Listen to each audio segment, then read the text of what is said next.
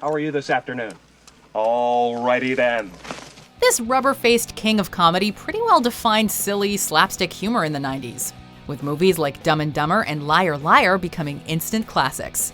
But just because he makes us laugh on camera doesn't mean he's necessarily happy off of it. Welcome to Watch Mojo, and in this video, we're exploring the heartbreaking life of Jim Carrey. Born in Newmarket, Ontario, and raised and schooled in a handful of cities in southern Ontario, Jim Carrey has always been the loud, expressionist kid vying for attention, pulling faces, and doing voices. And at the age of just 10, he wrote a letter to Carol Burnett of The Carol Burnett Show, explaining how his impressions would make him a perfect addition to the lineup. He didn't get the part, but he did get a form rejection letter that somehow didn't deter him from reaching for the stars.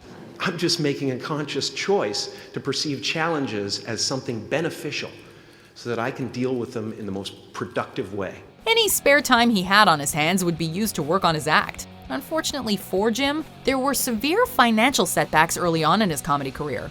When he was 14, his father Percy lost his job, resulting in the family becoming homeless and living in a van for a short while. Jim, his father, and his two siblings would make ends meet with janitorial work. Especially when he lost his job when he was 51.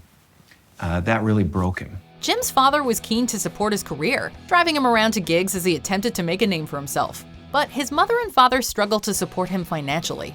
Eventually, the family was able to move into a house again, and as a result, Jim was able to put together a more polished act for the stage. But with his mother falling ill, Jim was forced to drop out of school when he was just 16 to help his family. I think all funny people are born from sick moms. Yeah, always. You know? But she was a hoot, too. This did, however, allow the young comedian to dedicate more time to his craft. And no matter what, he was determined to succeed, with every roadblock seemingly serving as further inspiration to make something of himself. Even when he was devastated with the passing of his mother in 1991, or when his father died just 3 years later. Don't worry about my brain deteriorating. I can still sling butter with the best of them. With performances at the Comedy Store, a support slot for Rodney Dangerfield, and early TV credits to include An Evening at the Improv, The Duck Factory, and of course a regular spot on In Living Color, Carrey was slowly but surely climbing the comedy pecking order. And what followed were monumental roles in the likes of Ace Ventura: Pet Detective, The Mask, and Dumb and Dumber. All of which were in the same year, by the way. She had made me happy.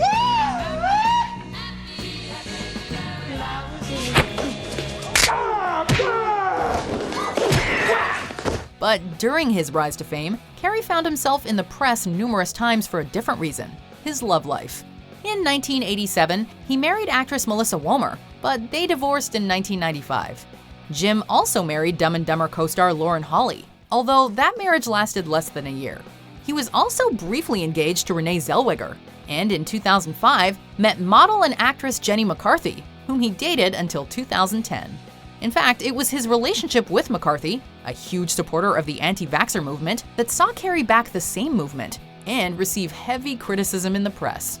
Perhaps his most controversial relationship, however, was with makeup artist Catriona White, whom he met in 2012.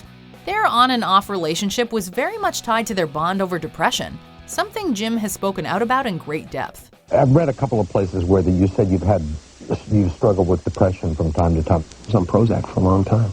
Although only a fairly recent confession by Carrey, depression has very much been a huge factor in his life for a long time. He's spoken out about how his depression was linked to his struggle with identity.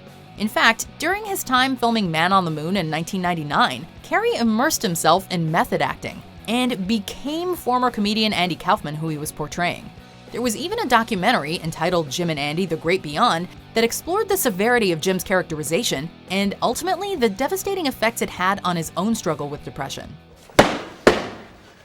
What, did we hit a little speed bump? Mm-hmm. And his name is Colin. Carrey has openly admitted that he feels Jim Carrey was merely a character he was playing in order to fulfill what he thought people wanted to see, which in turn led him down a path of unfulfillment. What happened afterwards was out of my control. In 2015, Catriona White, the former girlfriend Carrey once bonded with over their shared problems with depression, took her own life via drug overdose.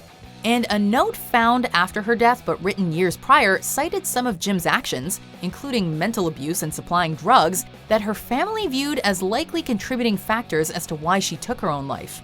As a result, White's husband filed a lawsuit against Carrey, as did White's mother in 2016, implying that Carrey not only supplied her with drugs, but also gave White an STD, which further added to her depressive state. A new lawsuit facing Jim Carrey, the actor is being accused of illegally obtaining and giving his former girlfriend the painkillers she later used to take her own life. In 2018, the lawsuits were dismissed. Before we continue, be sure to subscribe to our channel and ring the bell to get notified about our latest videos. You have the option to be notified for occasional videos or all of them. If you're on your phone, make sure you go into your settings and switch on notifications. Since Carrey went public about his struggles with depression, he has surrounded himself with a spiritual lifestyle, ensuring he stays true to himself through meditation and self-reflection. In fact, his so-called strange behavior in recent interviews can be accredited to his spiritualism.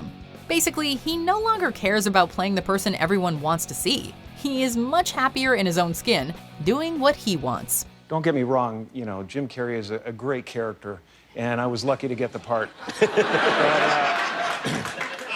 But I don't think of that as me anymore. He's still very much the kid from humble beginnings who wants to make people laugh. It's just taken him a while to discover the person he truly wants to be. And that is the heartbreaking life of Jim Carrey. Sure, we remember him for his side-splitting comedies, but we can also learn a lot from his journey to find happiness and to love himself. Hopefully, it can serve as inspiration for many of us. Take care now. Bye-bye then. Do you agree with our picks? Check out this other recent clip from WatchMojo, and be sure to subscribe and ring the bell to be notified about our latest videos.